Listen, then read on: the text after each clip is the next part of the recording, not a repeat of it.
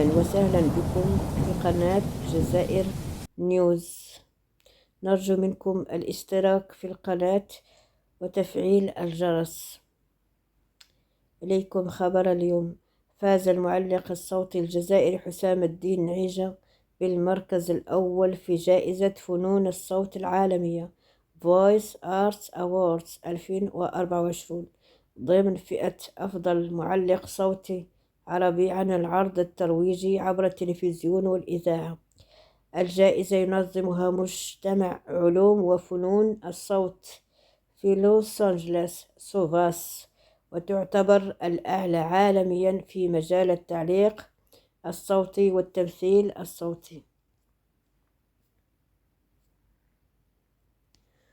حيث توج نعيجة عن عمله الصوتي سهرة عربية الذي جمع فيه بين الأداء الفني الاحترافي والإحساس العميق.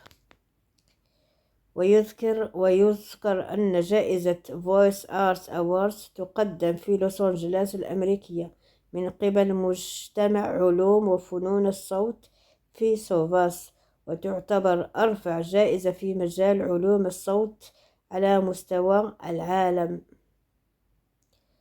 كما أن الجمعية المنظمة للجائزة غير ربحية وتعتني بتطوير الأداء الصوتي في جميع أنحاء العالم، وتنظم هذه الجائزة من قبل مجموعة من الشركات والمساهمين الذين يشاركون في تنظيم حفل الأوسكار. وابتدأ حسام الدين نعيجة مسيرته المهنية عبر تخرجه من جامعة قصد مرباح بورقلة، حيث حصل على شهادة الليسانس في الإعلام، ثم أكمل درجة الماجستير في السمع البصري. بدأت خطواته الأولى في المجال الإعلامي عبر إذاعة ورقلة الجهوية، حيث طور مهاراته الصوتية واكتسب خبرات، ثم انتقل للعمل في التلفزيون الجزائري محطة ورقلة، حيث قدم وأعد عدة برامج. وتعتبر جائزة Voice Arts Awards 2024 تتويجا لأبرز المواهب الصوتية على مستوى العالم، ما يضع الجزائر في مكان اعتزاز.